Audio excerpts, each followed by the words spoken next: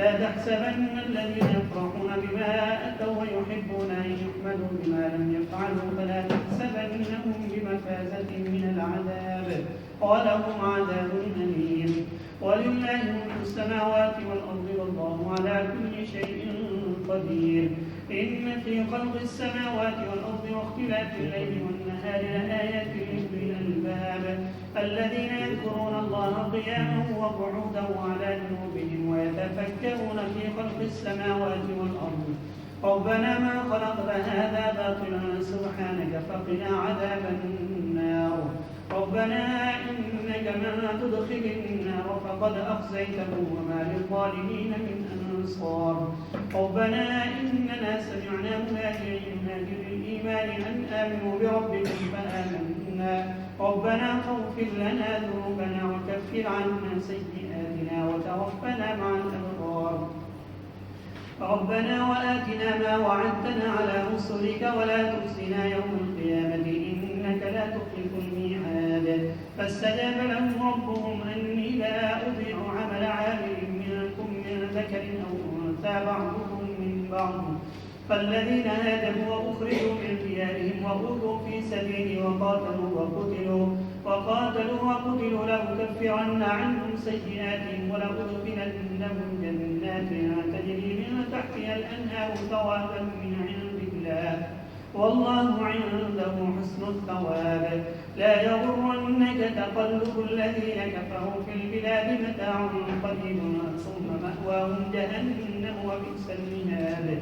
لكن الذين اتقوا ربهم لهم جنات تجري من تحتها الأنهار خالدين فيها نزلا من عند الله وما عند الله خير للأبرار وإن من أهل الكتاب لمن يؤمن بالله وما أنزل إليكم وما أنزل إليهم خاشعين لله لا يشترون بآيات الله ثمنا قليلا أولئك لهم أجرهم عند ربهم إن الله سريع الحساب يا أيها الذين آمنوا اصبروا وصابروا ورابطوا واتقوا الله لعلكم تفلحون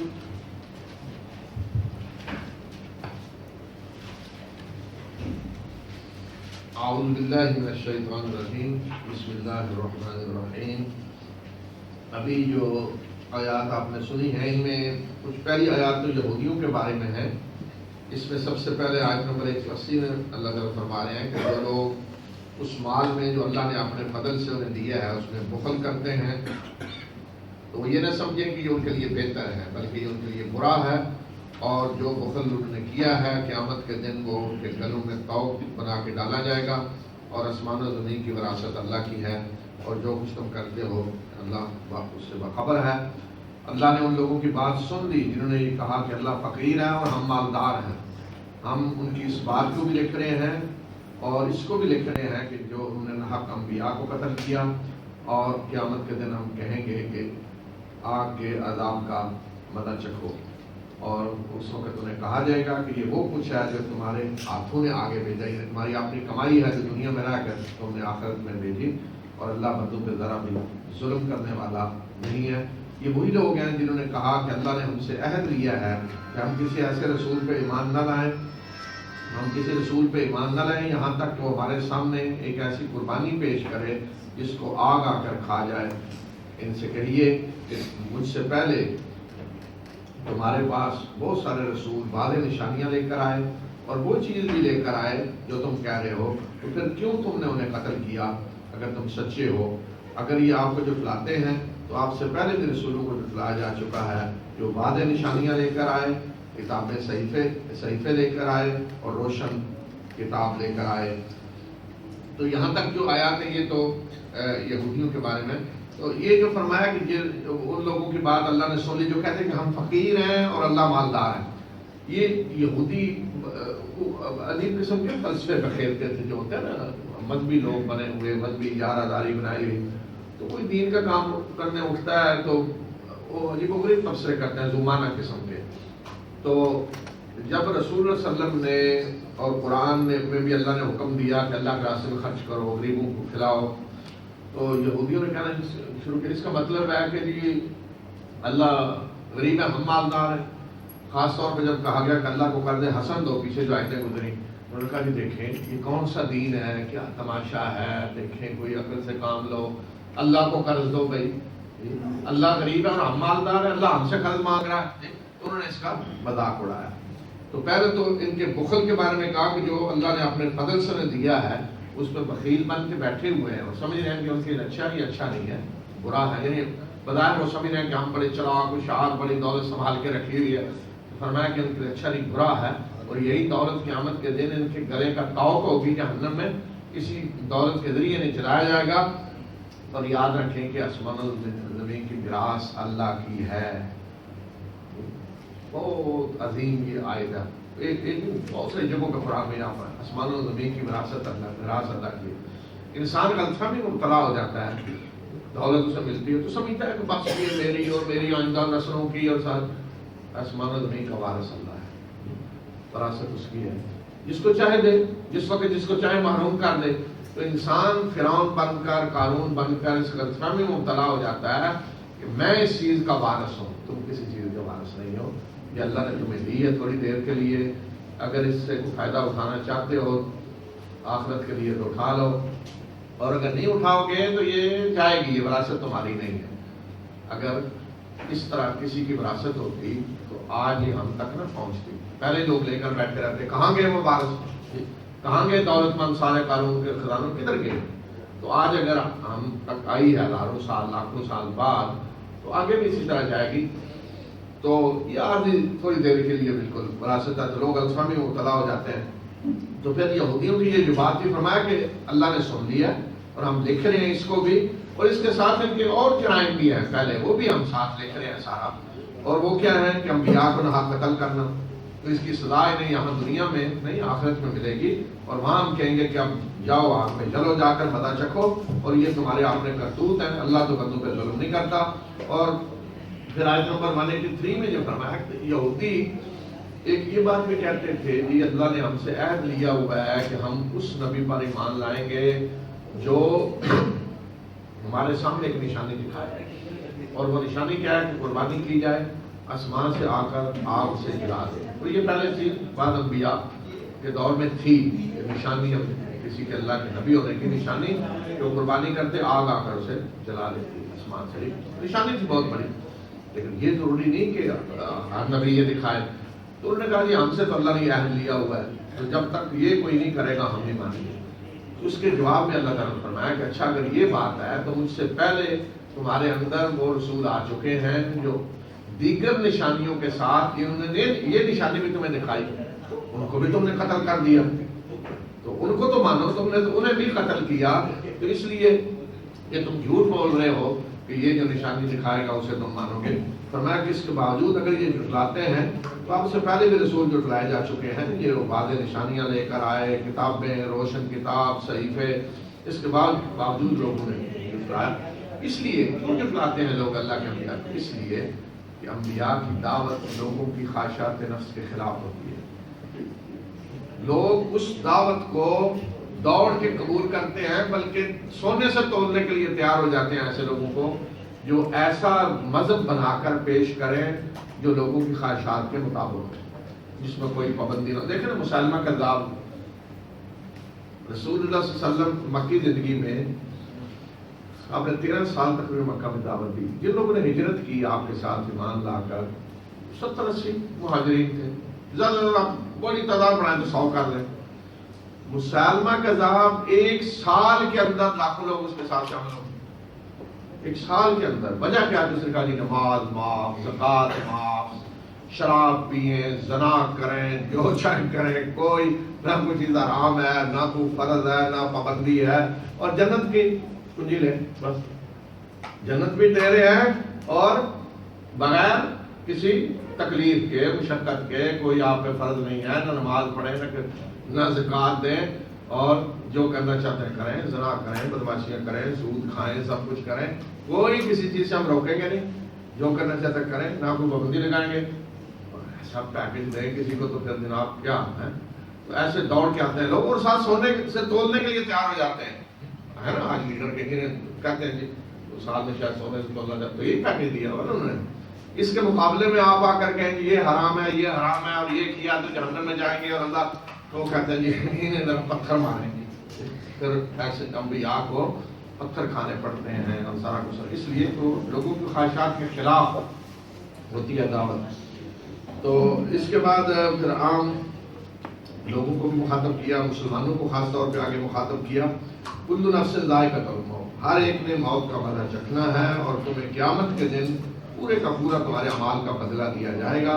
اور جو آگ سے بچا لیا گیا اور جنت میں داخل کر دیا گیا تو وہ کامیاب ہو گیا، اور دنیا کی زندگی دھوکے کے سامان کے سوا کچھ نہیں ہے۔ یعنی اصل کامیابی یہ ہے کہ آخرت میں کوئی آگ سے بچ جائے اور جنت میں داخل ہو جائے، باقی دنیا میں جو کچھ ہے وہ تھوڑی دیر کے لیے دھوکے کا سامان ہے۔ پھر مسلمانوں کو کہا کہ تمہیں ضرور آزمایا جائے گا، تمہارے مالوں کے ذریعے بھی، تمہاری جانوں کے ذریعے بھی،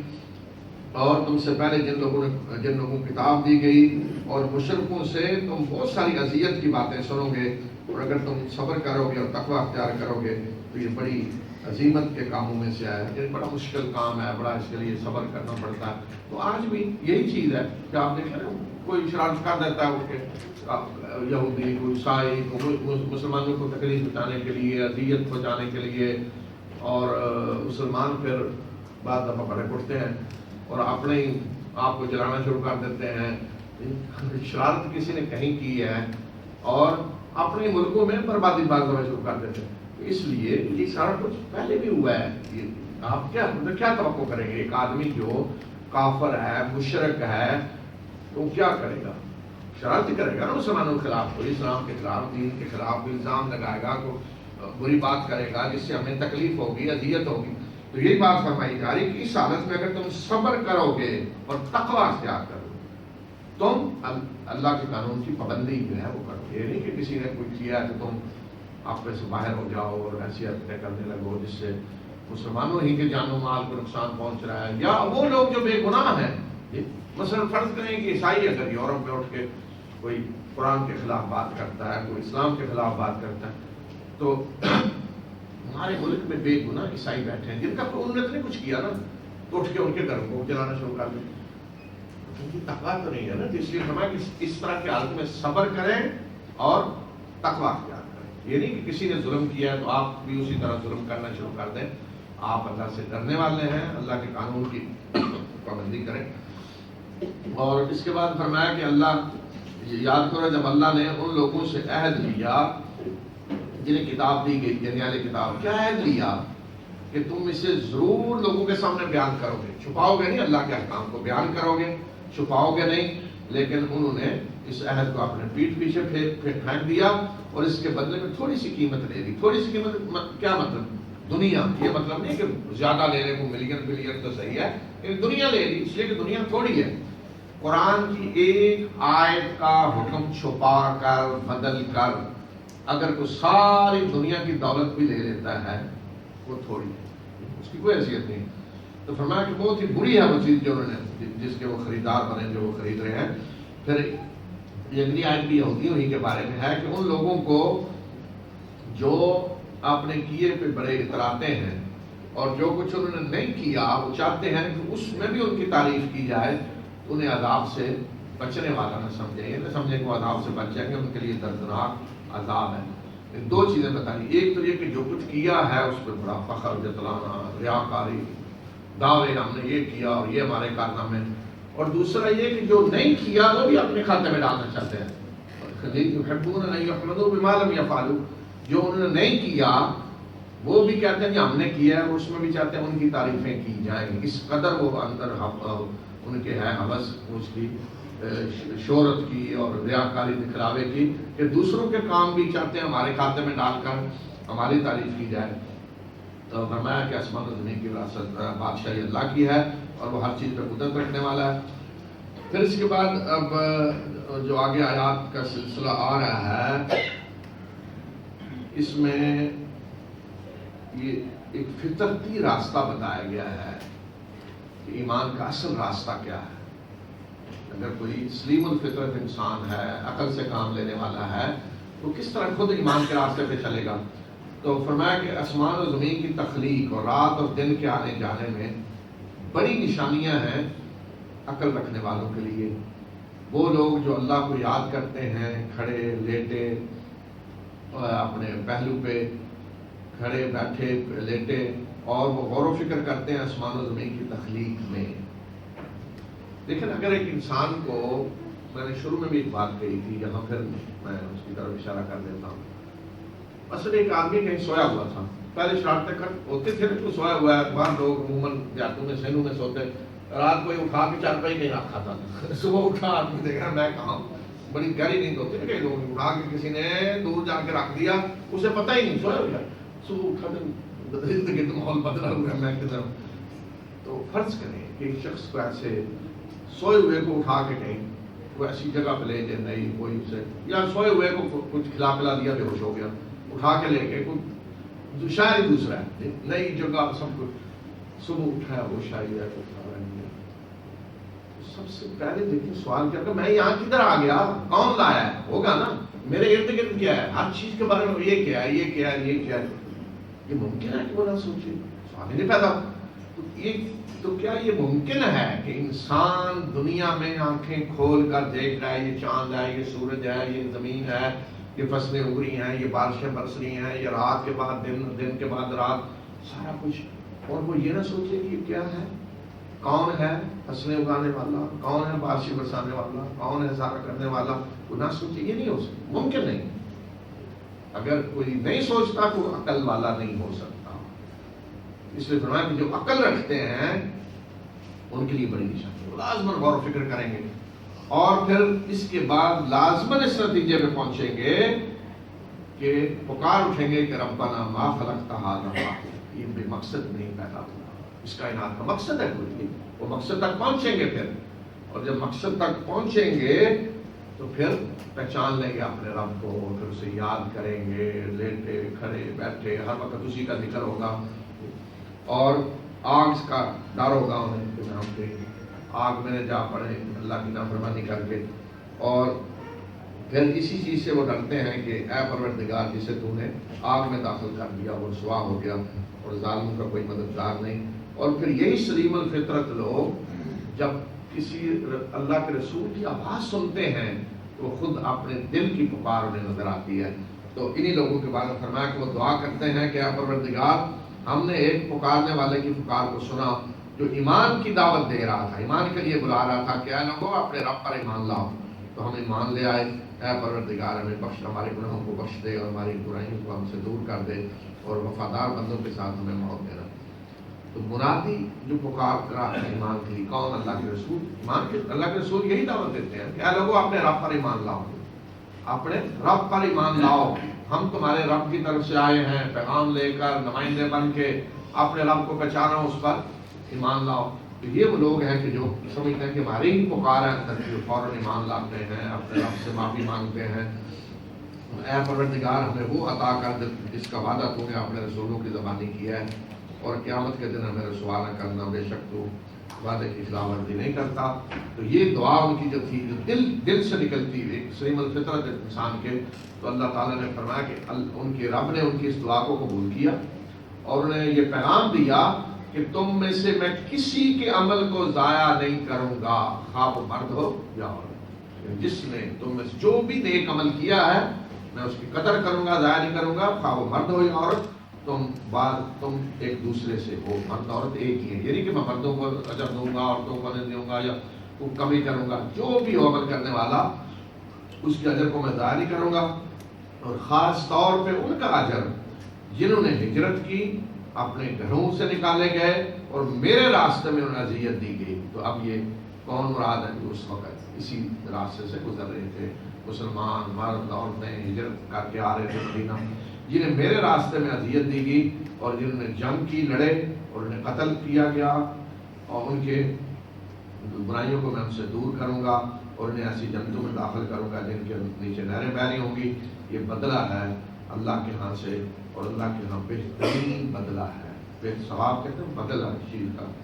ہمارے بہترین ثواب بدلہ ہے جو اللہ کی طرف سے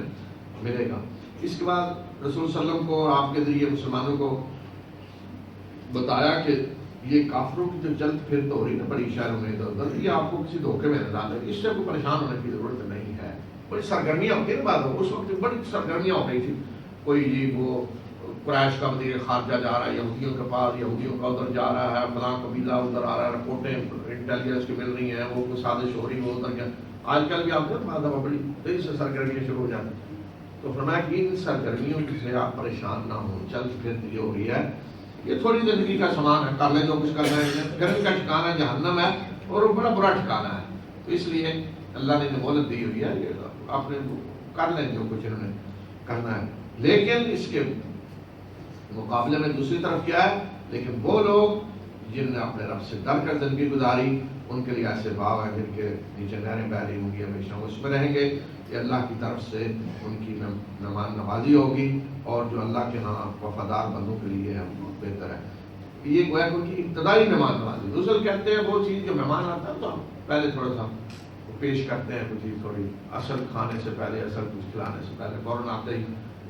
فرمایا کہ یہ تو مہمان نوازی ہوگی ابتدائی. پھر اہل کتاب کے بارے میں فرمایا کہ اہل کتاب میں سے ایسے لوگ بھی ہیں جو اللہ پر ایمان رکھتے ہیں، اور اس پر جو ان کی طرف نازل کیا، جو تمہاری طرف نازل کیا گیا، اس پر بھی جو ان کی طرف نازل کیا گیا، اللہ سے ڈرنے والے ہیں. وہ اللہ کی آیات کو تھوڑی قیمت میں نہیں بیچتے. یہی وہ لوگ ہیں کہ جن کا اجر ان کے رب کے ہاں محفوظ ہے، اور اللہ جلد حساب لینے والا ہے. اہل کتاب میں سے جو صالحین تھے، نیک لوگ تھے، ان کی تعریف کی، اور ایسے لوگ سارے ایمان کی طرف آئے، ایمان لائے. پھر ایمان والوں کو آخر میں کہا گیا ایمان لانے والوں صبر سے کام لو اور ڈٹ جاؤ، اور اللہ کے راستے میں پہرا دو، اور اللہ سے ڈرو تاکہ تم فلاح پاؤ. رابطو، اصل رابطو کا مطلب یہ جیسے سبزوں پہ کوئی پہرا دے رہا ہے، حفاظت کر رہا ہے ملک کی، دین کی. فرمایا کس طرح ڈٹے رہو، دین کی خدمت میں پہرے دو، جس جگہ تمہاری ڈیوٹی ہے اپنی جگہ پہ دین کی خدمت کرو. بسم الله الرحمن الرحيم. يا أيها الناس اتقوا ربكم الذي خلقكم من نفس واحدة وخلق منها زوجها وبث منهما رجالا كثيرا ونساء، واتقوا الله الذي تساءلون به والأرحام إن الله كان عليكم رقيبا. وآتوا اليتامى أموالهم ولا تتبدلوا الخبيث بالطيب ولا تأكلوا أموالهم إلى أموالكم إنه كان حوبا كبيرا. وإن خفتم ألا تقسطوا في اليتامى فانكحوا ما طاب لكم من النساء مثنى وثلاث ورباع، فإن خفتم ألا تعدلوا فواحدة أو ما ملكت أيمانكم ذلك أدنى ألا تعودوا. وآتوا النساء صدقاتهن نحلة، فإن طبن لكم عن شيء منه نفسا فكلوه هنيئا مريئا. ولا تؤتوا السفهاء أموالكم التي جعل الله لكم قياما وارزقوهم فيها واكسوهم وقولوا لهم قولا معروفا. وابتلوا اليتامى حتى إذا بلغوا النكاح فإن آنستم منهم رشدا فادفعوا إليهم أموالهم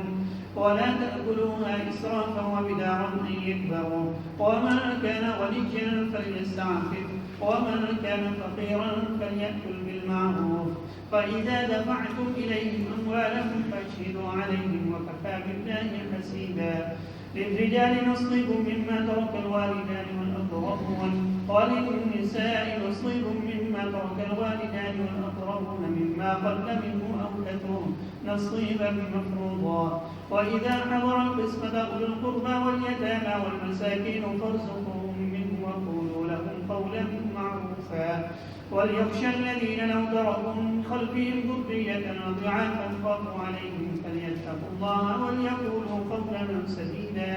إن الذين يأكلون أموال اليتامى ظلما إنما يأكلون في بطونهم نارا وسيصلون سعيرا.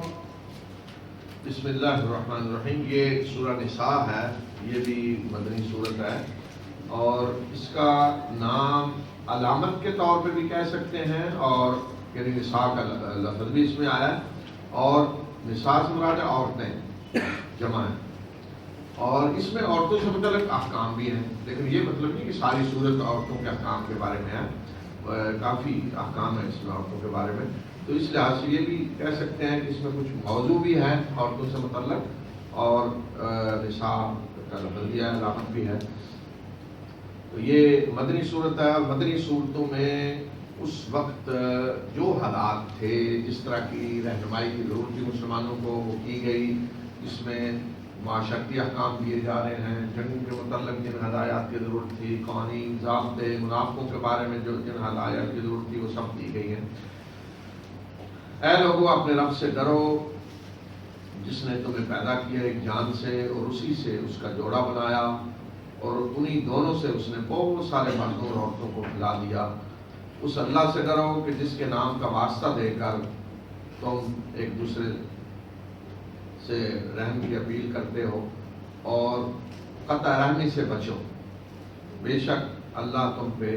نگران ہے۔ اے لوگوں،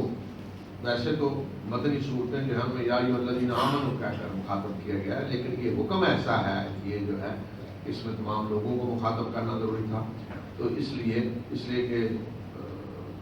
جب پوری انسانی تخلیق کا مسئلہ آ رہا ہے، پہلی انسان پیدا جو ہوا اس کی نسل چلی آگے، تو اس لیے تمام لوگوں کو مخاطب کیا۔ کیا لوگوں اپنے اس رب سے ڈرو جس نے تمہیں پیدا کیا ایک جان سے یعنی آدم سے پیدا کیا، اور پھر اسی سے اس کا جوڑا بنایا، یعنی حوا، آدم سے ہی حوا بھی پیدا ہوئی ہے۔ تو یہ اس لیے بتایا کہ کوئی یہ نہ سمجھے کہ مرد کو الگ نسل ہے، عورت الگ ہے، مرد کا مادہ تخلیق الگ ہے، عورت کا الگ ہے، جیسا کہ آج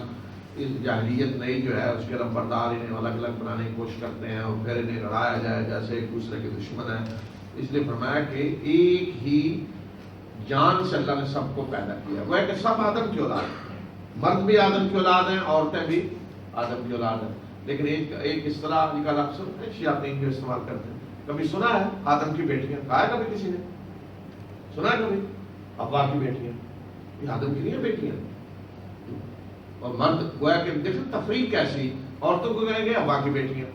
اور مرد گویا کہ آدم کے بیٹے ہیں، تو دونوں کو لڑائیں ذرا جی۔ جیسے گھر میں جی ایک شوہر ہے ایک بیوی، تو بیٹوں کو کہا جائے مرد کے بیٹے ہیں اور عورتیں جو ہیں وہ ماں کی طرف کی، سارے ماں باپ کی اولاد ہے نا دونوں۔ اب مرد بھی حوا کے بیٹے ہیں اور عورتیں اسی طرح، جس طرح حوا کی بیٹیاں آدم کی بھی بیٹیاں ہیں۔ تو اس لیے ایک جان سے پیدا کیا اللہ نے آدم سے، اور آدم حوا بھی آدم سے ہی پیدا ہوئی ہے۔ اب کس طرح پیدا ہوئی ہے یہ ایک آیت وہ ہے جو متشابہات میں سے ہے، اس کی کیفیت ہم نہیں جان سکتے۔ البتہ یہ جو کہانی بنی ہے پسلی وسلی والا وہ نہیں ہے کوئی، وہ تو الگ، وہ حدیث جو پسلی والی وہ الگ ایک اور حقیقت سمجھائی جا رہی ہے، اس میں یہ نہیں بتایا گیا کہ عورت کی تخلیق پسلی سے ہوئی ہے، وہ تو ایک مزاج کی بات اس میں بتائی گئی ہے۔ اور پھر فرمایا کہ ان دونوں سے پھر اللہ تعالیٰ نے بہت سارے مردوں عورتوں کو زمین میں پھیلا دیا، ساری نسل انسانی آگے پھر ان دونوں سے چلی، گویا کہ انسان کی نسل ایک ہے۔ اس لیے کوئی یہ نہیں کہہ سکتا جی میں افضل ہوں فلاں سے، نہیں، افضلیت تقویٰ کی بنیاد پہ ہوگی، افضلیت کو نسل کی بنیاد پہ نہیں ہو سکتی۔ اور پھر فرمایا کہ اس اللہ سے ڈرو کہ جس کے نام کا واسطہ دیتے ہو ایک دوسرے کو کام کروانے کے لیے، گرہن کے لیے، اس اللہ سے ڈرو۔ اور ارحام کہتے ہیں قرابت داری رشتے جو ہیں، تو فرمایا کہ ان رشتوں کو توڑنے سے بچو، ڈرو، جو رشتے ہیں ان کو قائم کرو، جوڑو، صلہ رحمی کرو، قطع رحمی نہ کرو۔ اور پھر یتیموں کے بارے میں فرمایا کہ یتیموں کو ان کے مال دے دو اور اچھے کو خبیث سے نہ بدلو، یعنی یتیم کا جو مال ہے تو دیتے وقت یہ نہیں کہ اس کی اچھی چیز رکھ لو اور بری چیز کو اپنی اٹھا کے اسے دے دو، اور ان کے مال اپنے مالوں کے ساتھ ملا کر نہ کھاؤ، بے شک یہ بہت بڑا گناہ ہے۔ یعنی یتیموں کے جو سرپرست ہوتے تھے تو یتیم کا بھی مال ہے، اپنا بھی ہے ساتھ، تو ملا کر آدمی کھا رہا ہے، پتہ نہ چلے، اپنا بچا لیا یتیم کا کھا گیا، فرمایا کہ بہت بڑا گناہ ہے۔ اور اگر تمہیں اندیشہ ہو کہ تم یتیموں کے معاملے میں انصاف نہ کر سکو گے تو پھر جو عورتیں تمہیں پسند ہوں ان میں سے 2 3 4 سے تم نکاح کر سکتے ہو، اور اگر تمہیں ڈر ہو کہ تم عدل نہیں کر سکو گے تو پھر ایک بار اتفاق کرو، یا جو تمہاری لونڈیاں ہوں، اور یہ قریب تارا اس کے کہ تم ظلم نہ کرو، حق تلفی نہ کرو، اور عورتوں کو ان کے مہر فریضہ سمجھ کر کچھ دلی سے دو، اور اگر وہ اپنی مرضی سے اس میں سے کچھ تمہیں معاف کر دیں تو اسے مزے سے کھاؤ پیو۔ تو اس میں یتیموں کے حقوق کی بات کرتے ہوئے ساتھ یہ بھی اجازت دے دی کہ اگر تم یتیموں کے حقوق کے تحفظ کے لیے چاہتے ہو کہ یتیم کی ماں سے نکاح کر لیں تو فرمایا کہ کر لو، لیکن وہ اس حد سے آگے نہیں جانا چاہیے، مثلا 2 3 4 یعنی 4 حد ہے آخری، 4 سے زیادہ کہ تم بیویاں کر سکتا، تو یہ حد مقرر کر دی۔ اب دیکھیں یہ مطلب یہاں جاہلیت میں کیا ہو رہا تھا، بعض لوگ سمجھتے ہیں کہ پہلے تو گویا کہ لوگ بس ایک ہی بیوی کرتے تھے اور اسلام نے آ کے کہا 4 کرو، پہلے تو کوئی حد ہی نہیں تھی، 100 بیویاں لوگ کرتے، 50 100 افریقہ میں تو ابھی بھی ملیں گے 100 والے، یورپ میں، پوری دنیا میں کوئی حد ہی نہیں تھی۔ اسلام نے حد مقرر کی، اور حد بھی دیکھیں کہاں مقرر کی کہ جہاں بہت زیادہ ضرورت ہوتی ہے نا، کوئی کہتا جی میں عورت سے شادی کر رہا ہوں اس لیے کہ یتیم کی میں کفالت کرنا چاہتا ہوں، تو میں چاہتا ہوں اس کی ماں سے نکاح کر دوں تاکہ یتیم کا بھی حق ادا کروں۔ بڑی مسلط ہے نا دینی، بڑی مسلط اور بڑا رہا۔ آج کسی نے ویسے بھی کرنی ہو نا شادی، کسی اور مقصد اور ہے تو بہانہ کریں گے وہ جی اصل میں یتیم بچے ہیں تو میں اس کی بات کرنا چاہتا ہوں، اس لیے دوسری شادی تیسری کر لی۔ تو اتنی بڑی مسلط کے باوجود اس حالت میں بھی 4 سے زیادہ کریں گی کہ اگر تم یتیموں کی مسلط کے لیے بھی شادی کرنا چاہتے ہو تو کر دو، لیکن 4 سے اوپر نہیں، حد مقرر کر دی۔ اور اس میں بھی فرمایا کہ اگر خدشہ ہے کہ عدل نہیں کر سکو گے تو پھر 4 کرو یا 1 سے 2، تو عدل ضروری ہے، اور اگر اندیشہ عدل نہیں کر سکتے تو پھر 1۔ اور اس لیے کہ یہ بات جو ہے یہ قریب ہے اس لیے کہ تم حق تلفی نہ کرو، ظلم نہ کرو، نا انصافی نہ کرو، اور اگر 4 کر کے 3 میں عدل نہیں کرو گے تو اللہ کے ہاں پھر مجرم کی حیثیت سے آؤ گے۔ اور پھر عورتوں کے جو مہر ہیں وہ فرمایا کہ وہ خوش دلی سے اور فرض سمجھ کر ادا کرو۔ مہر جو ہے نا وہ ایک عورت کے تحفظ کے لیے ایک سیفٹی کے طور پہ رکھا گیا تاکہ نکاح ایک سنجیدہ بات۔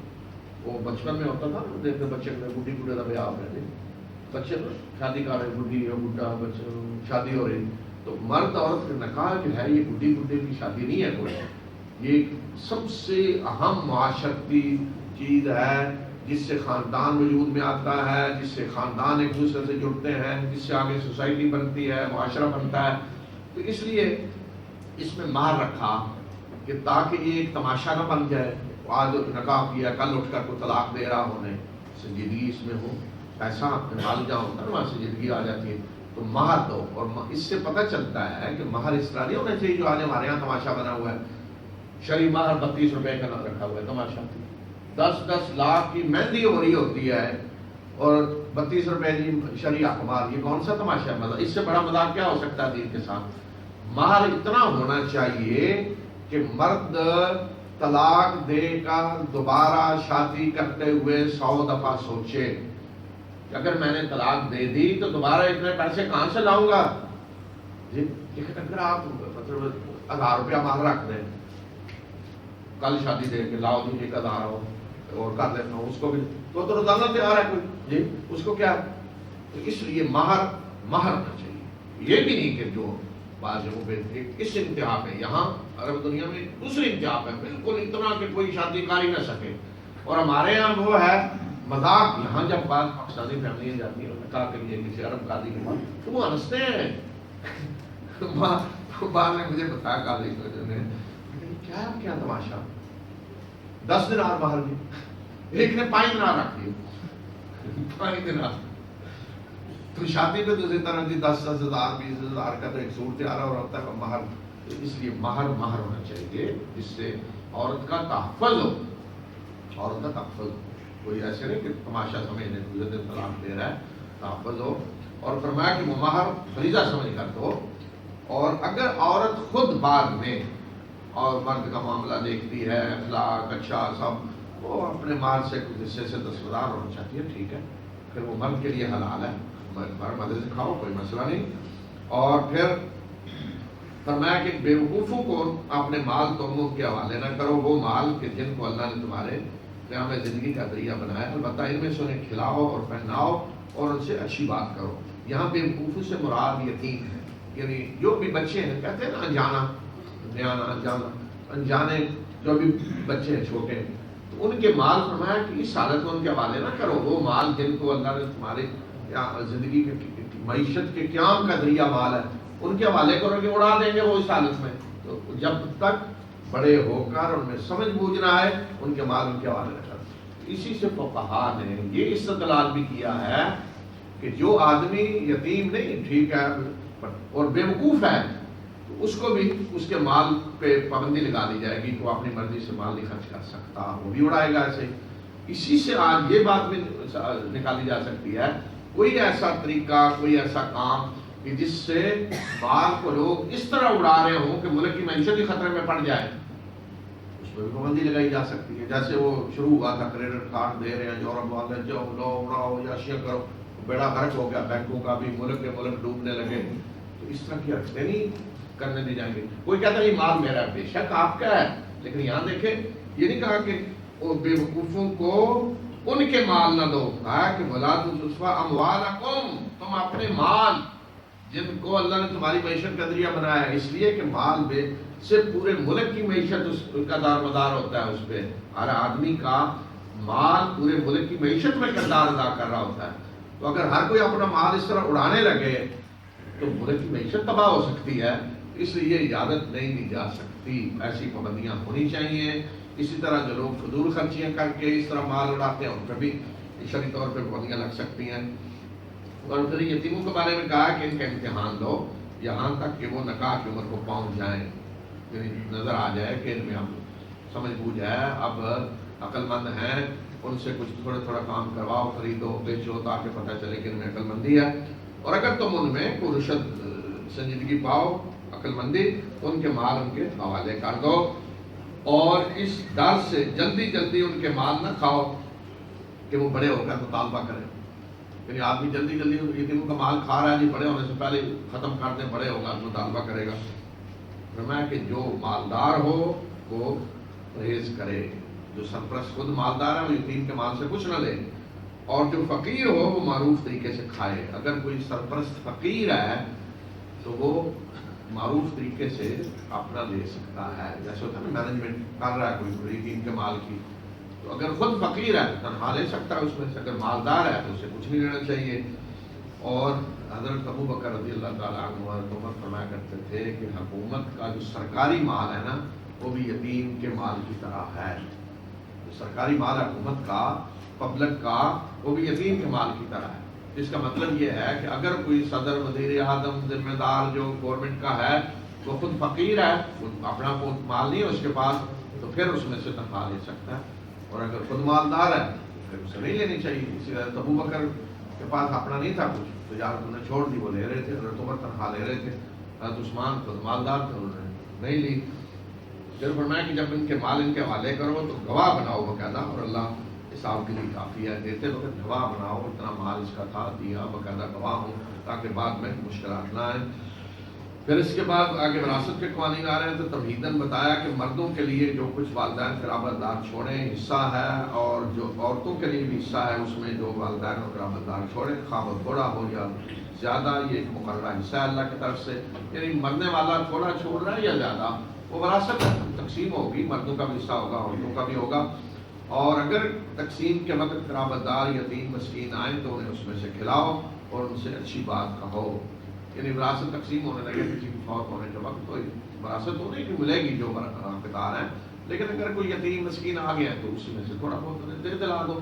جیسے کوئی گفٹ ہوتا ہے، کھانا وانا کھلاؤ انہیں بھی۔ پھر یہ آیت اگلی بڑی اہم آیت ہے، اس کو غور سے سنیں، ہے یتیموں کا حقوق یاد دلانے کے لیے ہے، لیکن اللہ تعالیٰ نے کس طرح یاد دلایا ہے، ذرا غور سے سنو۔ فرمایا کہ ان لوگوں کو ڈرنا چاہیے کہ اگر وہ مر رہے ہوں اور اپنے پیچھے کمزور اولاد چھوڑ کر جا رہے ہوں تو سوچیں کہ انہیں اپنی اولاد کے بارے میں کتنے اندیشے ہوں گے۔ یعنی ایک آدمی مر رہا ہے، دنیا سے جا رہا ہے، اور پیچھے اولاد چھوٹی ہے، چھوٹے چھوٹے بچے ہیں، یتیم ہو گئے نا وہ چھوٹے، یتیم اسے کہتے ہیں جو بالغ ابھی نہیں ہوئی، ساری زندگی کس نے یتیم ہی رہنا ہے۔ بس ایک آدمی باپ اس کا فوت ہو گیا، 6-7 سال کا ہے، تو بالغ ہونے تک وہ یتیم ہے، جب بالغ ہو جاتا ہے پھر دقت، پھر نہیں اسے یتیم کہیں گے۔ یہ تو نہیں کہ وہ جی میں تو یتیم ہوں، بوڑھے ہو گئے 70 سال کے یتیم ہو تو 40 سال زندگی یتیم، تو یتیم کو ایسی صفت نہیں ہے جو ساتھ بالغ ہونے تک۔ چھوٹے بچے چھوڑ کے جا رہا ہو، فرمایا کہ ذرا سوچے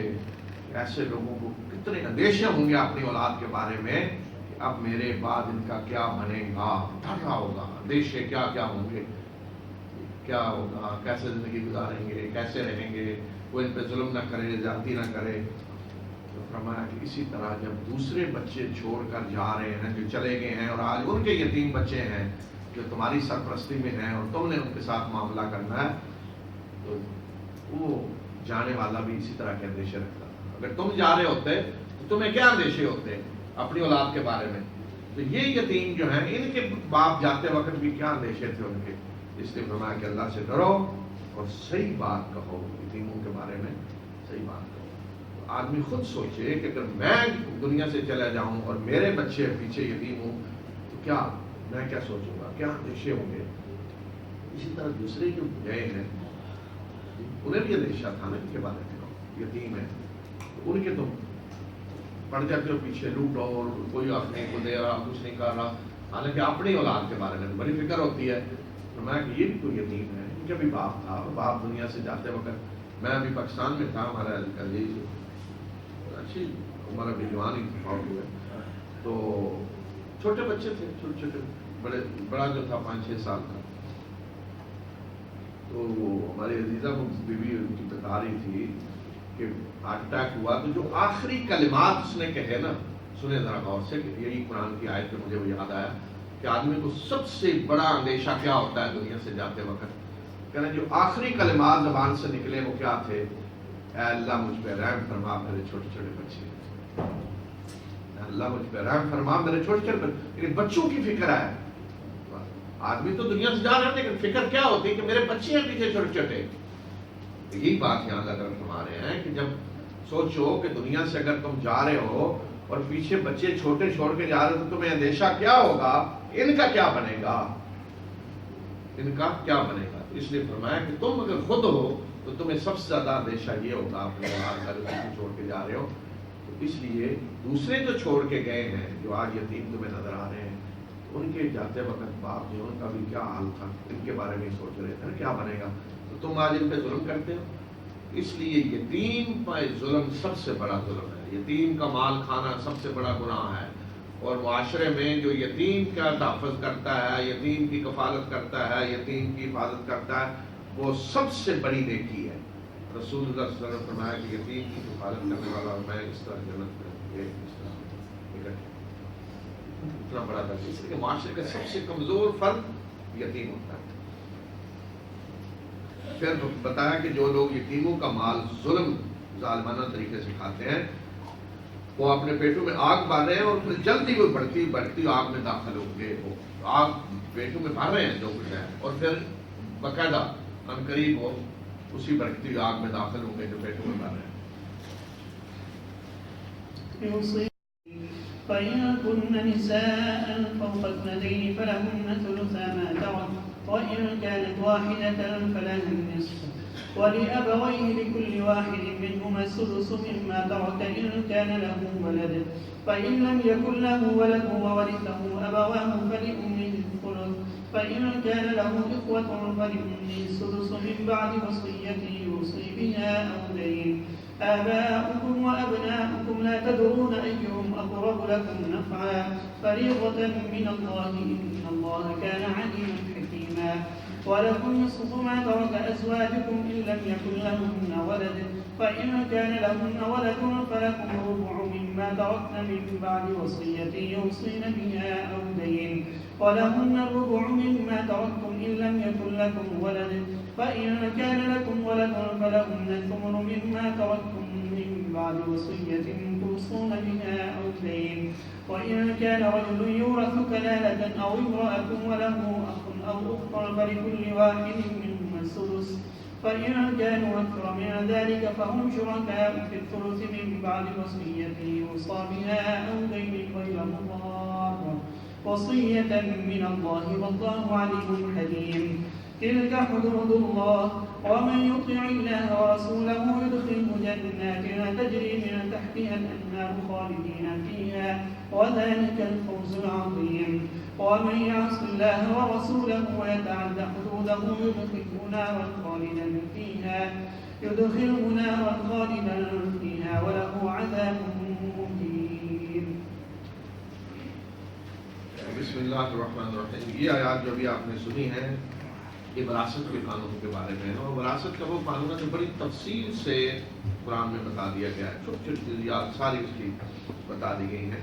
تو اس قانون کے جو اصول ضابطے ہیں بنیادی وہ کیا ہیں؟ سب سے پہلی بات تو یہ ہے کہ مرد اور عورت دونوں وارث ہوں گے، یعنی کہ مرد کو حصہ ملے گا، عورت دونوں وارث ہوں گے، لیکن مرد کا حصہ عورت سے دگنا رکھا گیا ہے۔ کیوں دگنا رکھا گیا ہے؟ کہ عورت پہ اسلام نے کوئی معاشی ذمہ داری نہیں ڈالی، معاشی ذمہ داری ساری کی ساری مرد پہ ہے مکمل طور پہ۔ عورت کسی بھی حالت میں بیوی کی حیثیت سے ہو، بیٹی کی حیثیت سے، کسی بھی حالت میں اس پہ کوئی معاشی ذمہ داری نہیں ہے، حتیٰ کہ اگر عورت ملینر ہے، بلینر ہے، تو پھر بھی اس کے شوہر کو کہا جائے گا کہ خرچ وہ دے گا، اسے وہ عدالت میں جا کے خرچ لے سکتی ہے۔ شوہر یہ نہیں کہہ سکتا یہ تو مالدار ہے، نہیں جی میرا مال ہے، میں تمہاری ذمہ داری ہے، تو وہ خرچ مرد ہی اس پہ کرے گا، بے شک مزدوری کر کے لائے۔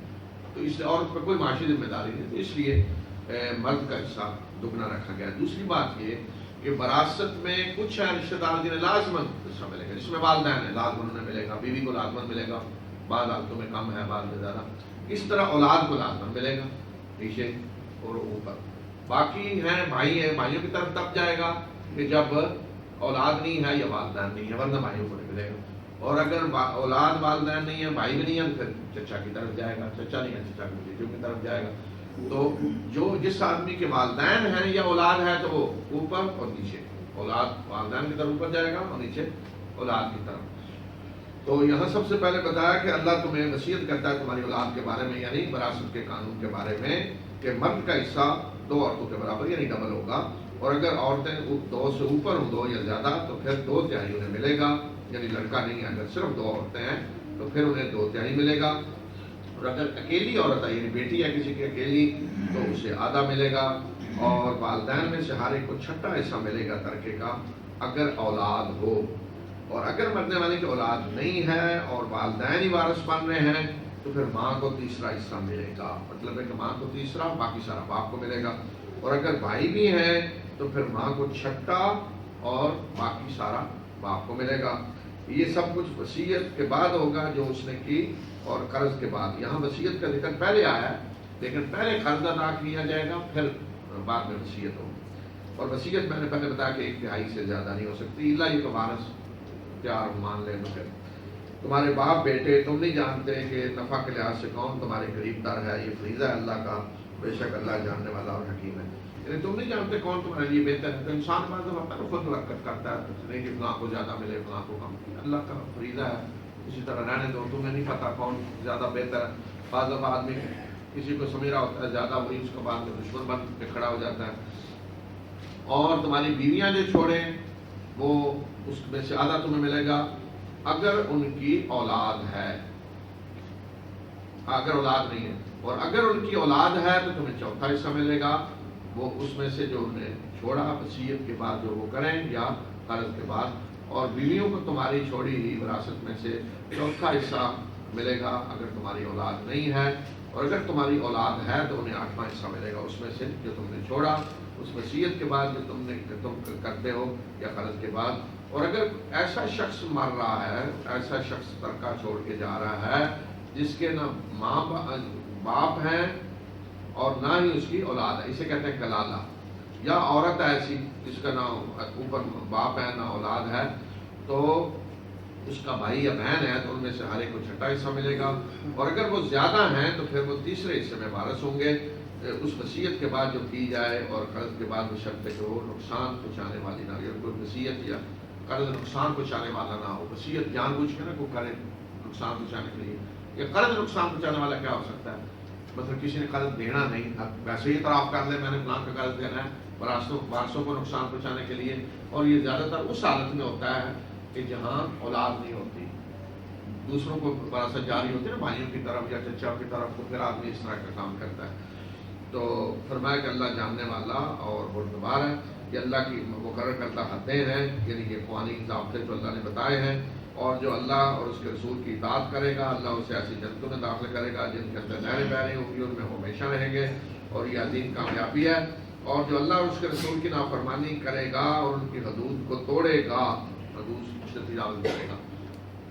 یعنی اس قانون کی خلاف ورزی کرے گا، یہ حدود کو توڑنا ہے، اور اطاعت کیا ہے کہ اس قانون کو مانا جائے۔ तो अल्लाह उसे आग में दाखिल करेगा जिसमें वो हमेशा रहेगा, और ऐसे शख्स के लिए रुसवाकुन अदाब। तो सबसे बड़ी बर्बादी जो होती है इंसान की, यहाँ देखें ना, जो कहा गया कि अल्लाह की हदूद हैं और इन हदूद को जो तोड़ेगा उसे अल्लाह आग में दाखिल करेगा, यानी जो विरासत के कानून की खिलाफ वर्जी करेगा वो जहन्नम में जाएगा। अब इंसान दुनिया से जाते हुए डंडी मार गया इतनी बड़ी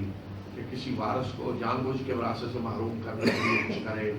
या अपनी औलाद में से किसी को जो वारस बन रहे हैं किसी को ज़्यादा कम देने की कोशिश करेगा, तो दुनिया से जाते हुए वो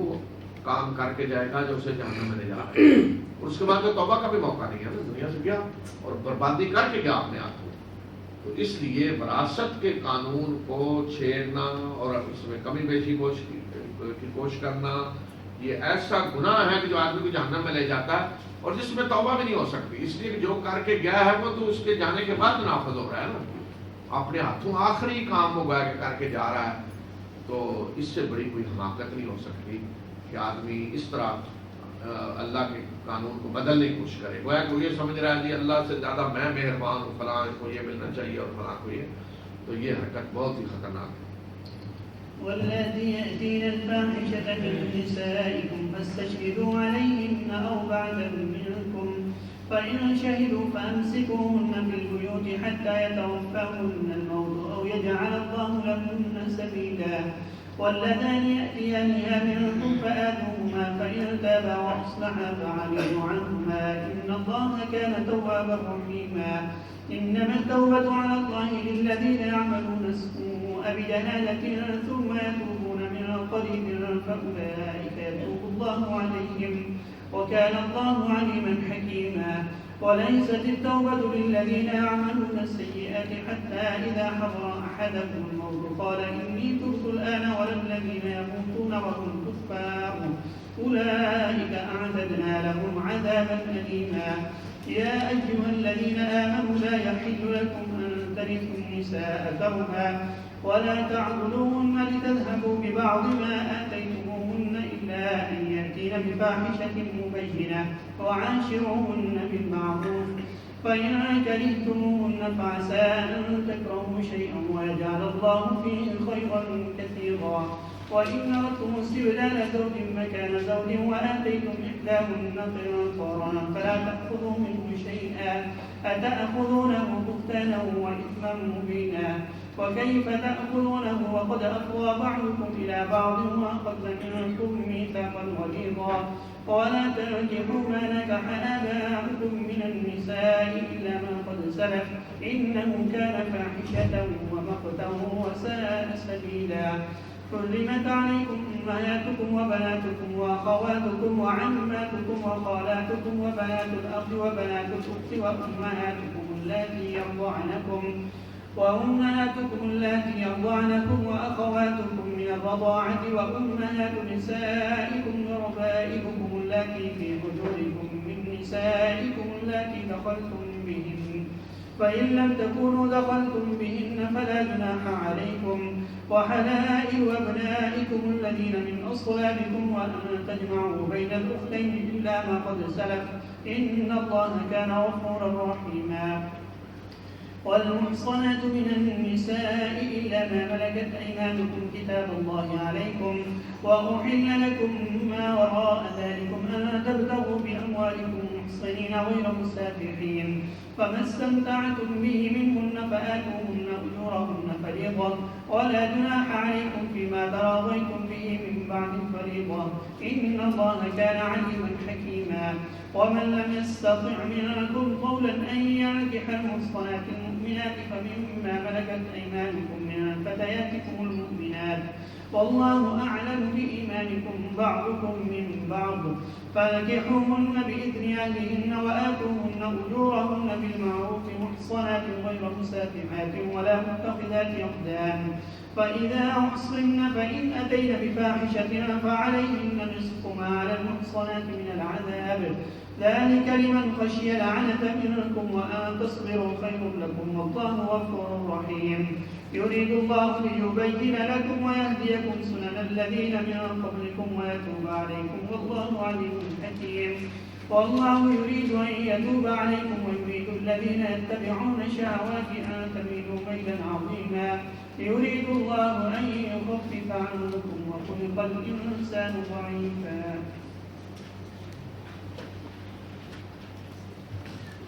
بسم اللہ الرحمن الرحیم. یہ آیات جو آپ نے سنی ہے ان میں سب سے پہلی جو 2 آیتیں ہیں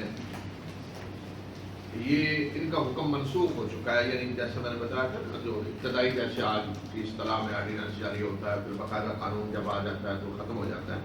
تو پہلی آیت بھی اسی طرح کا عارضی آرڈیننس تھا جس میں فرمایا کہ تمہاری عورتوں میں سے جو بے حیائی کا ارتکاب کریں تو ان پہ 4 گواہ اپنے میں سے 4 گواہ بناؤ اور اگر وہ گواہی دیں تو پھر انہیں گھروں میں روک رکھو یعنی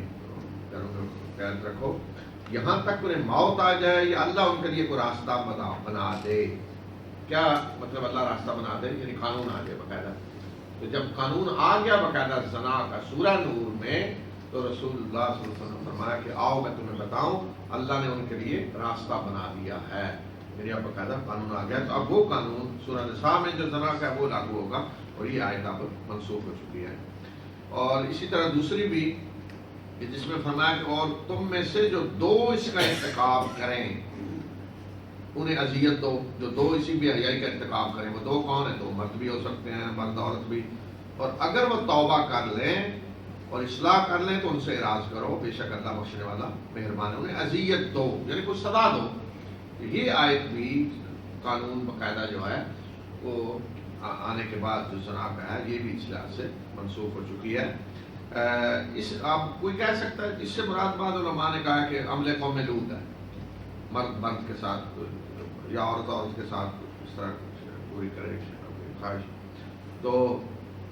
عمل قوم لوط. تو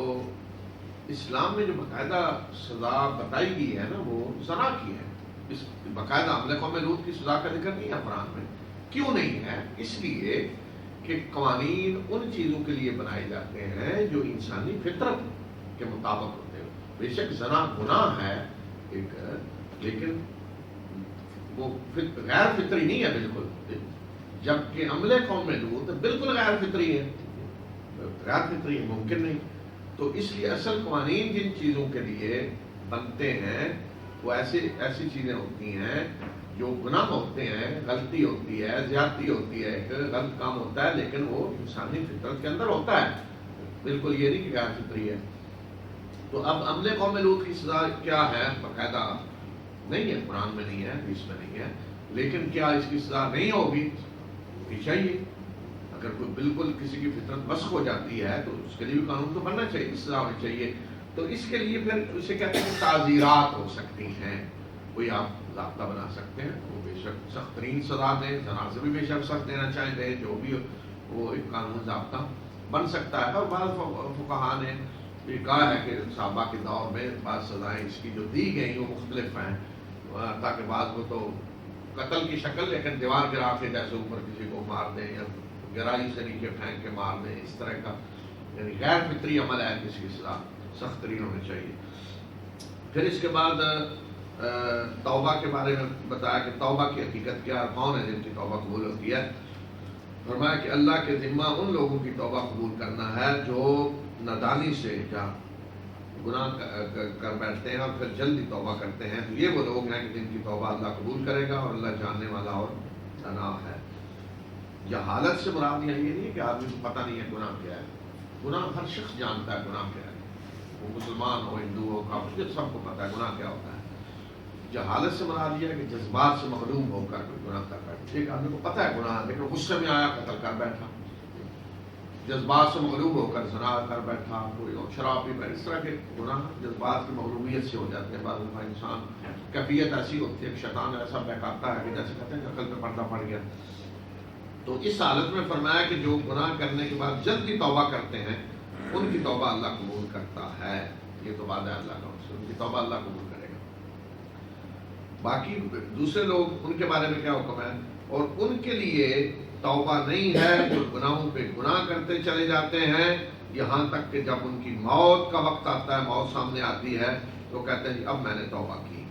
اور نہ ہی ان لوگوں کے لیے ہے جو کفر کی حالت میں مر جاتے ہیں. ایسے لوگوں کے لیے ہم نے دردناک عذاب تیار کر رکھا ہے. جو شخص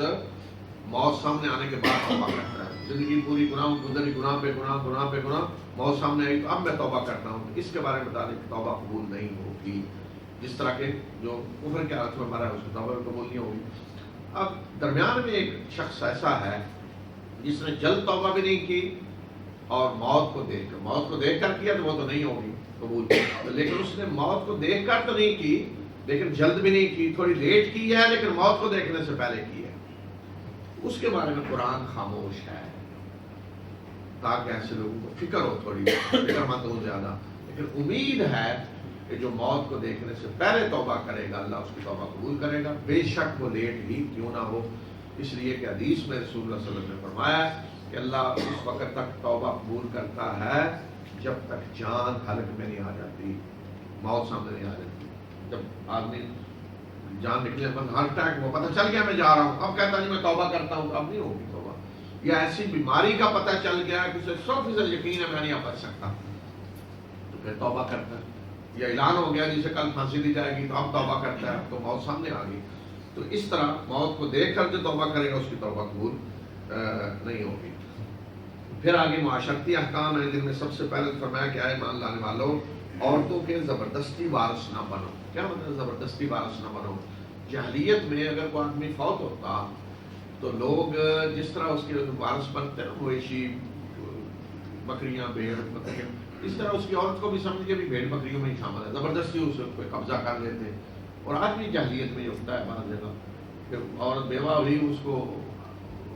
سمجھتے ہیں بھیڑ بکری ہے کوئی، یعنی اسے آزادی نہیں دیں گے جہاں چاہے اپنا نکاح کرے، اپنے بارے میں جو چاہے فیصلہ کرے، وہ آزاد ہے. نہیں جی وہ تو نہیں، وہ بھیڑ بکری کی طرح اسے کہیں گے ہم نے نہیں نکلنے دینا، ہم نے نہیں یہ کرنے دینا. فرمایا کہ حرکتیں نہ کرو اور نہ ہی انہیں تنگ کرو تاکہ جو تم نے انہیں دیا ہے اس کا کچھ حصہ تم ان سے واپس لے لو، الا یہ کہ وہ وعدے بے حیائی کا ارتکاب کریں اور ان سے بہترین سلوک کرو. اور اگر تم ان کو ناپسند کرتے ہو تو ہو سکتا ہے کہ کسی چیز کو تم ناپسند کرو اور اللہ اس میں بہت بڑی بھلائی رکھتے.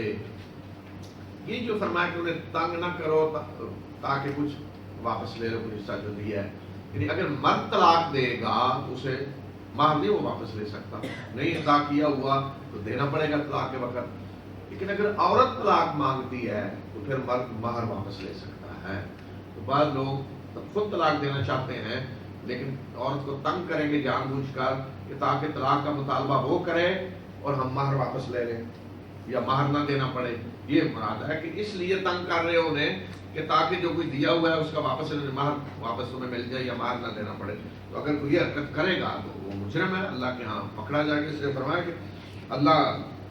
جانتا ہے، اللہ اس پہ چھپی ہوئی نہیں ہے. اور اگر تم کسی عورت کو بدلنے کا ارادہ کر لو، ایک ہی جگہ دوسری نے کو طلاق دے کر دوسری سے نکاح کرنا چاہتے ہو تو ان میں سے کسی ایک کو تم نے اگر ڈھیروں دولت بھی دی ہوئی ہو، خزانے بھی دیے ہوئے ہوں تو ان میں سے کوئی چیز واپس نہ لو. کیا تم بہتان لگا کر اور بعض گناہ کر کے یہ واپس لو گے؟ اور تم کیسے واپس لو گے؟ حالانکہ تم ایک دوسرے سے لطف اندوز ہو چکے ہو اور وہ تم سے پختہ عہد لے چکی ہیں. یعنی ایک آدمی نے مہر دیا اور سے نکاح کیا یا ویسے گفٹ دیے، مال و دولت دیا اسے جو اس کی ملکیت دے دیا، اب طلاق دے کے دوسری سے کرنا چاہتا ہے تو سارا واپس لے یا کچھ حصہ واپس لے. فرمایا کہ یہ جائز نہیں ہے. جتنا کچھ بھی تم نے دیا ہوا واپس نہیں لے سکتے، واپس لو گے تو ایک بہتان کی طرح ہوگا، گناہ ہوگا. اور فرمایا کہ جب اس طرح تم نے زندگی گزاری ہے ایک دوسرے سے اتنا قریب اور دعوت کا جو تعلق ہے، دوسرے لفظوں میں یہ کہیں کہ پھر شرم نہیں آتی کہ تم اب اس سے جو بھی دیا وہ واپس مانگ رہے ہو؟ کس منہ سے واپس مانگ رہے ہو؟ جبکہ پختہ عہد کیا ہے؟ نکاح سب سے بڑا عہد، سب سے بڑا اہم ایگریمنٹ ہے جو انسان کی زندگی میں ہوتا ہے، جس سے خاندان وجود میں آتا ہے. فرمایا پختہ عہد وہ تم سے لے چکی ہیں نکاح کے ذریعے. یہ جو ایک لفظ ہی ہے نا، آدمی کہتا ہے کہ قبول، یہ لفظ سب سے پختہ ایگریمنٹ ہے، سب سے پختہ عہد ہے جس کے ذریعے ایک انسانی معاشرے کی بنیاد پر ایک گھر آباد ہوتا ہے. پھر بتایا کہ کون سی عورتیں جن سے نکاح حرام ہے، اور یہی عورتیں محرم بھی ہوگی جن سے نکاح ہمیں حرام ہے، وہ محرم ہے. فرمایا کہ جن سے تمہارے باپوں نے نکاح کیا ہو، جن عورتوں سے ان سے نکاح نہ کرو. باپ کی بیوی، مرد کی بیوی، ایک شخص کی مثلا ستیلی ماں جسے کہتے ہیں، باپ کے مرنے کے بعد اس سے نکاح نہیں ہو سکتا الا یہ کہ جو پہلے ہو چکا. بے شک یہ بڑی بے حیائی ہے اور اللہ کی ناراضگی کا سبب ہے اور برا راستہ ہے۔ تم پہ تمہاری مائیں حرام کی گئیں، ماں سے نکاح نہیں ہو سکتا، تمہاری بیٹیاں، بیٹی، اسی طرح پوتیاں، نواسیاں، بہنیں، خواہ و رضائی ہوں، ستیلی ہوں، سب اس میں آ جاتی ہیں، تمہاری پھوپھیاں، تمہاری خالائیں، تمہاری بھتیجیاں، بھانجیاں، اور تمہاری وہ مائیں جن نے تمہیں دودھ پلایا ہو، رضائی ماں، اور تمہاری رضائی بہنیں، اور تمہاری بیویوں کی مائیں جو کسی کی ساس نکاح ہو گیا تو بس ساس حرام ہے، اور تمہاری بیویوں کی وہ بیٹیاں جو ان کی گود میں ہیں، بشرطے کہ تم نے ان سے رخصتی ہو چکی ہو، ان سے مل چکے ہو، اور اگر تم ان سے نہیں ملے، رخصتی نہیں ہوئی تو پھر کوئی حرج نہیں، یعنی کسی اور سے نکاح کیا اور اس کی پہلے خاوند سے بیٹی ہے، تو اگر رخصتی ہو چکی ہے، ملاپ ہو چکا ہے، تو پھر اس سے اب نکاح نہیں ہو سکتا، خواہ وہ خاوند کے گھر میں پلی ہو یا اس سے اب نکاح نہیں ہو، اگر رخصتی نہیں ہوئی تو پھر طلاق دے دی تو پھر نکاح ہو سکتا ہے۔ اور تمہارے بیٹوں کی بیویاں وہ جو تمہاری سلب سے ہیں، اس سے وہ منہ بولے بیٹے نکل جاتے ہیں، حقیقی بیٹے ہیں ان کی بیویاں یعنی بہو، اور یہ بات حرام ہے کہ تم دو بہنوں کو ایک نکاح میں جمع کرو، الا یہ کہ جو پہلے ہو چکا، اور اللہ بخشنے والا مہربان ہے، یعنی دو بہنیں ایک نکاح میں جمع نہیں ہو سکتی، لیکن ایک کو طلاق دیں تو دوسری سے نکاح ہو سکتا ہے، ایک کی وفات کے بعد دوسری سے ہو سکتا ہے، اسی طرح پھوپھی بھتیجی ایک نکاح میں جمع نہیں ہو سکتی، اور خالہ بھانجی ایک نکاح میں جمع نہیں ہو سکتی۔ رسول اللہ صلی اللہ علیہ وسلم نے اس آیت کے اندر جو علت ہے، سبب ہے دو بہنوں کو اکٹھا نہ کرنے کی وجہ، اسی کو سامنے رکھتے ہوئے فرمایا کہ پھوپھی اور بھتیجی، بھانجی اور خالہ کو بھی ایک نکاح میں جمع نہیں کیا جا سکتا۔ اسی طرح وہ عورتیں بھی حرام ہیں کہ جو پہلے سے شادی شدہ ہیں، الا یہ کہ وہ تمہاری مل کے یمین بن کر آئے یا لونڈی بن کر آ جائے۔ جو عورت شادی شدہ ہے کوئی اور اس سے نکاح نہیں کر سکتا، وہ بھی حرام ہے اس سے نکاح کرنا، لیکن اگر کوئی شادی شدہ جنگ میں لونڈی بن کے آ گئی ہے تو پھر اس سے نکاح ہو سکتا ہے، وہ پہلا نکاح اس کا ختم ہو جائے گا۔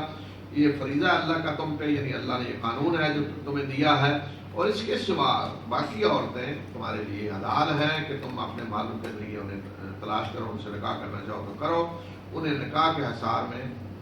لیتے ہوئے، نہ کہ آزاد شہوت رانی کرتے ہوئے، اور جو تم ان سے نکاح کے ذریعے لطف اندوز ہو اس کے بدلے میں انہیں ان کے مہر دو فریضے کے طور پہ،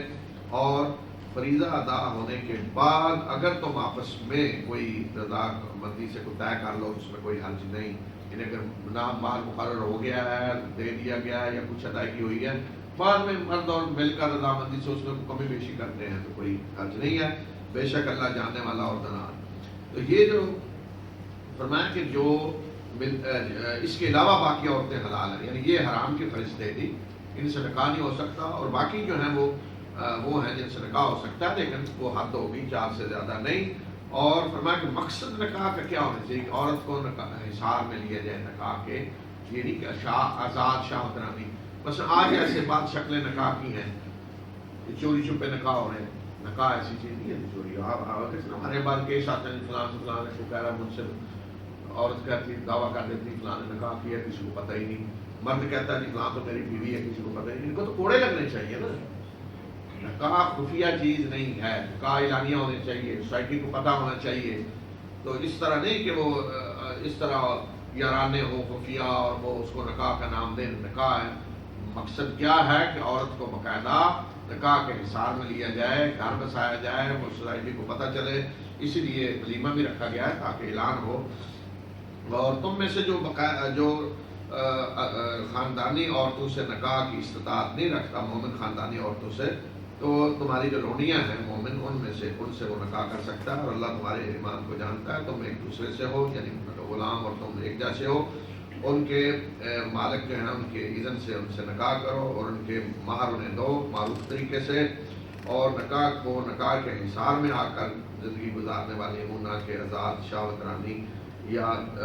خفیہ یارانے بنانے والی ہوں۔ اور اگر وہ نکاح کے حصار میں آ جائیں پھر وہ کسی بے حیائی کا ارتکاب کریں تو ان پہ آدھی سزا ہوگی اس کی جو آزاد خاندانی عورتوں پہ ہے، اور یہ اس کے لیے ہے، یعنی اس کو اجازت دی جا رہی ہے لونڈی سے نکاح کرنے کی جسے تقویٰ کے بند کے ٹوٹنے کا اندیشہ ہو، جو سمجھتا ہے کہ میں صبر نہیں کر سکوں گا، کہیں برائی میں مبتلا ہو جاؤں، उसको इजाज़त दी गई कि लौंडे से कर लो, और अगर तुम सब्र करो तुम्हारे लिए बेहतर है, अल्लाह बख्शने वाला मेहरबान है। यानी बेहतर तो यह है कि आज़ाद ख़ानदानी और से निकाह करो। लेकिन अगर कोई समझता है मेरे पास ताकत नहीं है, मैं माहर नहीं दे सकता, तो फिर ठीक है लौंडी से कर लो, और जो मालिक है लौंडी का उसकी इजाज़त से करो, बाकायदा माहर दो, और वो तुम्हारी बीवी होगी, उससे औलाद जो होगी वो उसी तरह कानूनी औलाद होगी। अल्लाह चाहता है कि तुम्हारे लिए अपने अहकाम बयान करे और तुम्हें उन लोगों के रास्तों की तरफ तुम्हारी रहनुमाई करें जो तुमसे पहले गुजरे हैं, और तुम पे नजर अनायत करे, और अल्लाह जानने वाला और दाना है। और अल्लाह चाहता है कि वो तुम्हारी तौबा कबूल करे, और जो लोग ख्वाहिशात की पैरवी करना चाहते हैं, पैरवी करते हैं, वो चाहते हैं कि तुम बहुत दूर निकल जाओ, रास्ते से हटकर दूर, तमील मैल नादिम, असल रास्ते से हट के दूर निकल जाओ। यानी ख्वाहिशात की पैरवी करने वाले चाहते हैं कि तुम भी ख्वाहिशात के रास्ते पे चलो, तो अल्लाह तुम्हें इससे बचा कर सही रास्ते पे चलाना चाहता है। और अल्लाह तुम पे तखफीफ करना चाहता है, आसानियाँ पैदा करना चाहता है, हल्के अहकाम देना चाहता है। क्यों? इसलिए कि इंसान कमज़ोर पैदा किया गया है, फितरी तौर पर इंसान कमज़ोर है, तो अल्लाह ताला उस पर इतना बोझ नहीं डालना चाहता जो वो उठा न सके। يا أيها الذين آمنوا لا تأكلوا أموالكم بينكم بالباطل إلا أن تكون تجارة عن تراض منكم ولا تقتلوا أنفسكم إن الله كان بكم رحيما ومن يفعل ذلك عدوانا وظلما فسوف نصليه نارا وكان ذلك على الله يسيرا إن تجتنبوا كبائر ما تنهون عنه نكفر عنكم سيئاتكم وندخلكم مدخلا كريما ولا تتمنوا ما فضل الله به بعضكم على بعض للرجال نصيب مما اكتسبوا وللنساء نصيب مما اكتسبن واسألوا الله من فضله إن الله كان بكل شيء عليما ولكل جعلنا موالي مما ترك الوالدان والأقربون والذين عقدت أيمانكم فآتوهم نصيبهم إن الله كان على كل شيء شهيدا الرجال قوامون على النساء بما فضل الله بعضهم على بعض وبما أنفقوا من أموالهم فالصالحات قانتات حافظات للغيب بما حفظ الله واللاتي تخافون نشوزهن فعظوهن واهجروهن في المضاجع واضربوهن فإن طعنتم فلا تبغوا عليهن سبيلا إن الله كان عليا كبيرا وإن خفتم شقاق بينهما فابعثوا حكما من أهله وحكما من أهلها إن يريدا إصلاحا يوفق الله بينهما إن الله كان عليما خبيرا واعبدوا الله ولا تشركوا به شيئا وبالوالدين إحسانا وبذي القربى واليتامى والمساكين والجار ذي القربى والجار الجنب والصاحب بالجنب وابن السبيل وما ملكت أيمانكم إن الله لا يحب من كان مختالا فخورا الذين يبخلون ويأمرون الناس بالبخل ويكتمون ما آتاهم الله من فضله وأعتدنا للكافرين عذابا مهينا والذين ينفقون أموالهم رئاء الناس ولا يؤمنون بالله ولا باليوم الآخر ومن يكن الشيطان له قرينا فساء قرينا وماذا عليهم لو آمنوا بالله واليوم الآخر وأنفقوا مما رزقهم الله وكان الله بهم عليما إن الله لا يظلم مثقال ذرة وإن تك حسنة يضاعفها ويؤت من لدنه أجرا عظيما فكيف إذا جئنا من كل أمة بشهيد وجئنا بك على هؤلاء شهيدا يومئذ يود الذين كفروا عصوا الرسول لو تسوى بهم الأرض ولا يكتمون الله حديثا يا أيها الذين آمنوا لا تقربوا الصلاة وأنتم سكارى حتى تعلموا ما تقولون ولا جنبا إلا عابري سبيل حتى تغتسلوا وإن كنتم مرضى أو على سفر أو جاء أحد منكم من الغائط أو لامستم النساء فلم تجدوا ماء فتيمموا صعيدا طيبا فامسحوا بوجوهكم وأيديكم إن الله كان عفوا غفورا ألم تر إلى الذين أوتوا نصيبا من الكتاب يشترون الضلالة ويريدون أن تضلوا السبيل والله أعلم بأعدائكم وكفى بالله وليا وكفى بالله نصيرا बिस्मिल्लाहिर्रहमानिर्रहीम। सबसे पहली आयत जो अभी आपने सुनी है, इसमें अहले ईमान को मुखातब करके अल्लाह ताला फरमा रहे हैं कि ऐ ईमान लाने वालों, اپنے مال آپس میں باطل طریقے سے نہ کھاؤ، الا یہ کہ وہ باہمی تجارت ہو جو تمہاری رضامندی سے ہو، اور اپنے آپ کو قتل نہ کرو، یعنی ایک دوسرے کو قتل نہ کرو، بے شک اللہ تم سے بڑا مہربان ہے۔ یعنی مال، انسان کا جو مال ہے وہ کیسے دوسرے کے لیے جائز ہے؟ ایک انسان کا مال ہے، دوسرے کے لیے کیسے حلال ہو سکتا ہے؟ ایک شکل اس کی ہے کہ وراثت میں دوسرے کو ملا ہے، دوسری شکل یہ ہے کہ گفٹ کے طور پہ کسی نے پسند دیا ہے، تیسری شکل یہ ہے کہ کسی نے کوئی مزدوری کی ہے، کسی نے ملازمت کی ہے، وہ اس کے بدلے میں اسے دے رہا ہے، چوتھی شکل یہ ہے کوئی چیز کسی نے خریدی ہے جسے تجارت کہتے ہیں، اس طریقے سے دے رہا ہے۔ تو اس سے ہٹ کر اگر کوئی کسی کا مال لیتا ہے دھوکے سے، فراڈ سے، جعل سازی، چوری، وہ سب حرام کی شکلیں۔ تو یہاں فرمایا کہ مال آپس میں باطل طریقے سے نہ کھاؤ، الا یہ کہ باہمی رضامندی کی تجارت ہو۔ تجارت سے ظاہر آدمی منافع کماتا ہے، لیکن اس میں شرط یہ رکھی کہ وہ تجارت رضامندی سے ہو۔ اس کا مطلب یہ ہے کہ اگر کہیں کسی کی ضروریات سے نجائز فائدہ اٹھا کر کے منافع لیا جا رہا ہے تو وہ حلال نہیں ہوگا۔ آدمی مجبور ہے، کھانے کے لیے کوئی چیز نہیں مل رہی تو قیمت بڑھائی جا رہی ہے، پانی نہیں مل رہا تو پانی کی قیمت بڑھا دی ہے، تو اس طرح کا نجائز منافع لیں گے تو جائز نہیں ہوگا۔ اس لیے اسلامی قوانین میں اس طرح کی بنیادی چیزیں جو انسان کی بنیادی ضرورتیں ہیں ان کی ذخیرہ اندوزی کی اجازت دی جاتی، اور اسی طرح اگر کوئی ذخیرہ اندوزی کر کے نجائز منافع کمائے گا تو وہ حکومت کو بھی ایکشن لینا چاہیے اور شرعی طور پہ وہ کام بھی ہوگا۔ اور فرمایا کہ جو یہ کام کرے گا زیادتی اور ظلم کے ساتھ تو ہم اسے آگ میں داخل کریں گے، اور اللہ کے لیے آسان ہے۔ دیکھیں جو نجائز منافع خوری کر رہا ہے، آدمی کو مجبور کر رہا ہے کہ اب جتنی بھی قیمت میں نہ بیچوں، خریدنا پڑے گا، اس لیے کہ مارکیٹ میں ہے ہی نہیں کوئی چیز اور انسان بھوکے مر رہے ہیں، دوائیاں ہیں مثلا جان بچانے والی، مارکیٹ میں پہلے ان کی شارٹیج کر دی اور اس کے بعد قیمتیں بڑھا کے بیچ رہے ہیں، تو فرمایا کہ ایسے لوگوں کو ہم آگ میں داخل کریں گے۔ یہ باطل طریقے سے مال کھانے کی شکلیں۔ اور اگر تم ان بڑے گناہوں سے بچو جن سے تمہیں روکا گیا ہے تو ہم تمہاری چھوٹی چھوٹی برائیوں کو تم سے جھاڑ دیں گے اور تمہیں عزت کی جگہ پہ ہم داخل کریں گے۔ اور اللہ نے تم میں سے بعض کو بعض پہ جو فضیلت دی ہے اس کی تمنا نہ کرو، مردوں کے لیے حصہ ہے اس میں سے جو انہوں نے کمایا، اور عورتوں کے لیے حصہ ہے اس میں سے جو انہوں نے کمایا، اور اللہ سے اس کے فضل کا سوال کرو، بے شک اللہ ہر چیز کو جاننے والا ہے۔ جو اللہ نے فضل دیا ہے اس کی تمنا نہ کرو، کیا مطلب کہ اللہ نے فضیلت دی ہے، مرد کو فضیلت ہے عورت پہ، مرد کی ساختہ اور ہے، اب مرد مثلا عورت بننے کی کوشش کرے، یا کسی کو اللہ نے خوبصورت بنایا ہے دوسرے کو نہیں، یہ فضیلت ہے ایک لحاظ سے، یہ مطلب نہیں کہ اللہ کے یہاں افضل ہے، دنیا بھی لحاظ سے ظاہر فضیلت مراد ہے۔ تو اب وہ جو کہ میری بھی شکل اس طرح کے پیچھے، یعنی ان کاموں کے پیچھے نہ پڑو جو اللہ نے خود ایک چیز تقسیم کر دی ہے، کسی کو رنگ گورا، کسی کا کالا، کسی کا چھوٹا بڑا، یہ اللہ نے ایک فضیلت دی ہے، اس کی تمنا نہ کرو کہ میں بھی اس طرح بنوں، یہ نہیں ہو سکتا۔ اور ہر ایک کو حصہ ہے جو کماتا ہے، وہ ہر ایک کا عمل ہے جو ہونا چاہیے، اور اس میں کوئی کمی نہیں ہے، خواہ مرد ہو عورت ہو، اور اللہ سے ہر وقت اس کا فضل جو ہے اس کا سوال کرو۔ تو فرمایا کہ جو بھی والدین یہ قرابت دار چھوڑے ہیں ان کا ہم نے وارث بنا دیے ہیں، اور جن سے تم نے پختہ عہد کیے ہوئے ہیں انہیں ان کا حصہ دو، اور اللہ ہر چیز پہ گواہ۔ یعنی اس عرب جاہلیت میں ایک دوسرے کو بھائی کہہ دیتے تھے اور پھر اس کو وراثت میں کہتے ہیں حصہ ملنا چاہیے۔ فرمایا کہ وراثت کے قوانین تو آپ آ چکے ہیں، ان میں آپ کو تبدیلی نہیں ہو سکتی، اور اگر اس طرح کا تم نے معاہدہ کیا ہوا ہے تو اپنی زندگی میں انہیں کچھ دے سکتے ہو، یا آج بھی اگر کسی کا کوئی دوست ہے ایسا قریبی یا عزیز ہے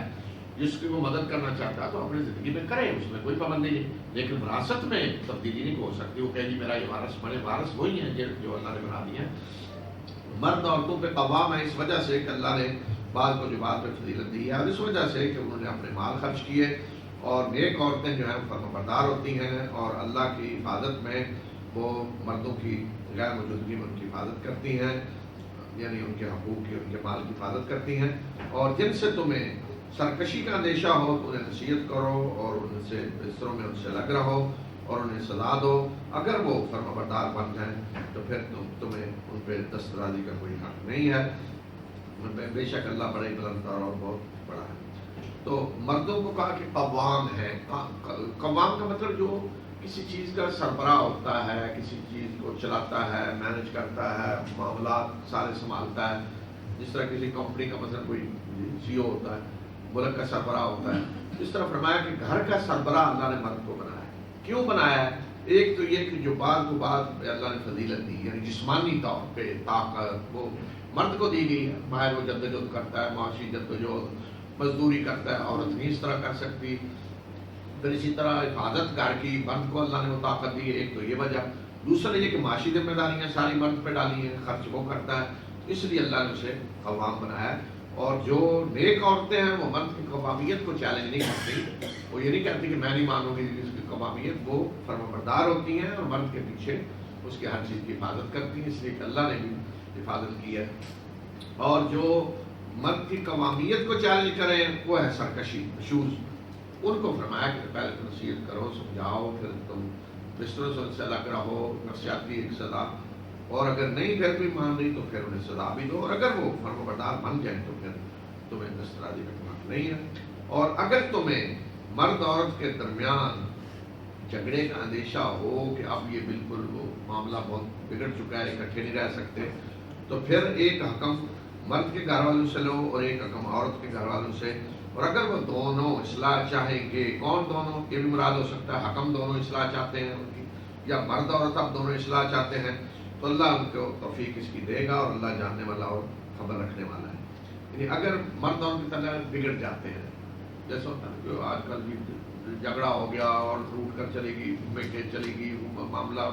بگڑ رہا ہے، زیادہ مشکل پیش آ رہی، تو ایک کمیٹی بناؤ، جیسے ایک مرد کی طرف سے آدمی ہو اور کی طرف سے، اور وہ معاملے کو سلجھانے کی کوشش کرے، صلح کی کوشش کرے، دیکھے کس کی غلطی ہے، نصیحت کرے۔ ہمارے یہاں پچھلے دنوں سنو، اس دور کے جاہل جو ہیں اسمبلیوں میں بیٹھ کے کیسی کیسی حرکتیں کر رہے ہیں، یہ آدمی سر پکڑ کے بیٹھ جاتا ہے، استغفر اللہ، کوئی انسان ہے یہ کیا؟ کہ پنجاب اسمبلی میں قانون بنایا جا رہا تھا، پہلے تو یہ کہ یہ جو مرد اپنی عورت کو تنخواہ نہیں بتائے گا اسے اس کی سزا مقرر کریں۔ اچھا، دوسرا کہ عورت اگر آ کر عدالت میں کہے کہ مجھے مرد پہ شک ہے تو اس پہ وہ لگائیں، کیا کہتے ہیں، ٹریکر، وہ چپ لگا دیں کہ جو اس کی نگرانی ہو کہ وہ کہاں کہاں بند کر رہا ہے، مرد کے چپ لگا دیں۔ اچھا، اب جس مرد کی عدالت کہے گی کہ جی چپ لگائیں، تو عورت کا کیا اثر کرے گا؟ کہے گا چپ تو لگی، اب میں تمہیں بتاتا ہوں حال، تو آپ گھر جا کے پولیس کھڑی کریں گے اس پہ، تو پھر تو آپ بگاڑ رہے ہیں نا، آپ اسے کہہ رہے ہیں طلاق روک لیں گے، اس سے بڑی تو حماقت ہو سکتی ہے۔ مطلب دیکھیں قرآن کیا کہہ رہا ہے کہ اگر کوئی حالات خراب ہو رہے ہیں ان کی اصلاح کی کوشش کریں، کمیٹی بنائیں، ادھر سے حکام ادھر سے نصیحت کریں، سمجھائیں، اور خراب ہو رہے ہیں تو آپ عدالت میں کہیں گے اس کے چپ لگائیں، ذرا اس کی نگرانی ہو، یہ کدھر جاتا ہے، اور گھر پہنچے تو اچھا آج تو کہاں کہاں پھر رہے، تو اسی وقت تو جوتا اتار کے مارنا شروع کر دے گا، اچھا میں بتاتا ہوں کہاں کہاں میں، اس کے بعد آپ گویا کہ آپ تو چاہتے ہیں حالات خراب ہوں، طلاق ہوں، یہ حرکتیں ہوں، اور عورت یہ تنخواہ بتائے تھوڑا سا نہیں جی اس نے وہ الاؤنس نہیں شامل کیا ہوا، اس میں زیادہ جیل میں جائے، وہ بات ہے کرنے والی۔ تو مرد اور کے تعلقات ایسے ہوتے ہیں کہ ہم چھوٹی چھوٹی چیزوں کے قانون بنائیں اور یہ کریں، اس سے تعلقات بگڑتے ہیں۔ دیکھیں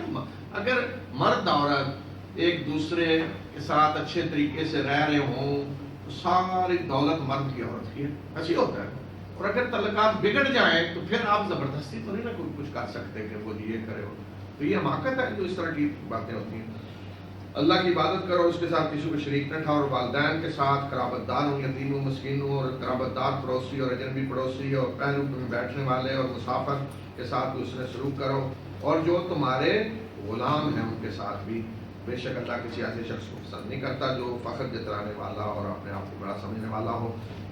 جو لوگ بخل کرتے ہیں اور لوگوں کو بھی بخل کا حکم دیتے ہیں، اور اللہ نے اپنے فضل سے جو دیا ہے اسے چھپاتے ہیں، اور ایسے کافروں کے لیے ہم نے رسوا کو عذاب تیار کر رکھا ہے۔ آدمی جب بخل کرتا ہے تو اللہ نے جو دیا اس کو چھپا رہا ہے، اس لیے رسول اللہ صلی اللہ علیہ وسلم نے فرمایا کہ آدمی کو جو اللہ نے دیا ہو تو اسے بخیل بنے، خرچ کرے اللہ کے راستے میں، اپنے اوپر بھی اولاد کے اوپر بھی، بخیل بن کے نہ بیٹھے۔ جو لوگ اپنے مال لوگوں کو دکھانے کے لیے خرچ کرتے ہیں اور اللہ یوم آخرت پر ایمان نہیں لاتے، تو ان کا گویا کہ شیطان دوست بن جاتا ہے، اور جس کا شیطان دوست بن جائے تو کتنا ہی وہ برا دوست ہے۔ اور کیا ہوتا ہے انہیں کہ اگر یہ اللہ اور یوم آخرت پر ایمان لاتے اور جو اللہ نے ان کو رزق کیا اس میں سے خرچ کرتے، اور اللہ ان کو جاننے والا ہے، اللہ لوگوں پہ ذرا برابر ظلم نہیں کرتا، اور اگر ذرا تھوڑی سی بھی کوئی نیکی ہوگی تو اللہ کئی گنا اس کو بڑھائے گا، اور خاص اپنے ہاں سے اجر عظیم عطا کرے گا۔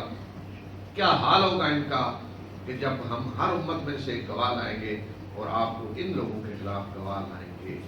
یعنی رسول صلی اللہ علیہ وسلم کو بتایا جا رہا ہے، یہ آیت رسول صلی اللہ علیہ وسلم نے جب سنی تو آپ رو پڑے۔ آپ نے حضرت عبداللہ بن مسعود کو کہا مجھے قرآن سنائیں، آپ نے پڑھا کہ آپ پہ نازل ہوا میں سناؤں، آپ نے کہا میں دوسروں سے سننا چاہتا ہوں۔ جب وہ پڑھ اس آیت پہ پہنچے تو رسول اللہ صلی اللہ علیہ وسلم کے پاس اور آپ رو رہے تھے کہ مجھے، آپ نے ہوا کہ آپ یہ کہہ رہے ہیں کہ مجھے پوچھا جائے گا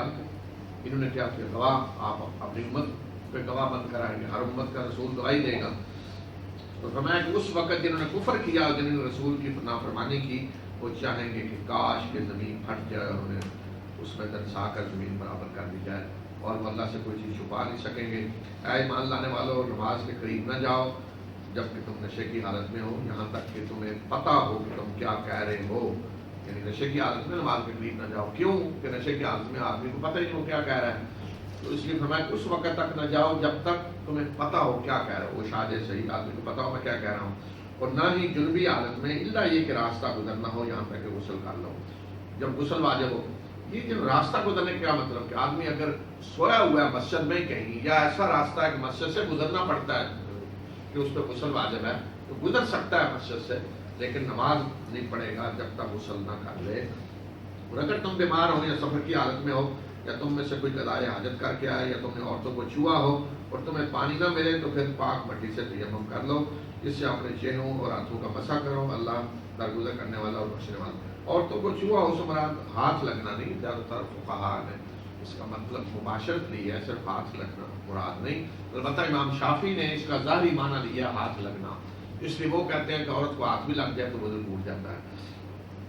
کیا آپ نے ان لوگوں کو نہیں دیکھا کہ جنہیں کتاب دی گئی اور وہ گمراہی کے خریدار بنتے ہیں اور وہ چاہتے ہیں کہ تم بھی راستہ پر جاؤ، قوم یہودی، اور اللہ تمہارے دشمنوں کو اچھی طرح جانتا ہے اور اللہ کافی ہے تمہاری سرپرستی کے لیے، اور اللہ کافی ہے تمہارے مددگار کے طور پہ۔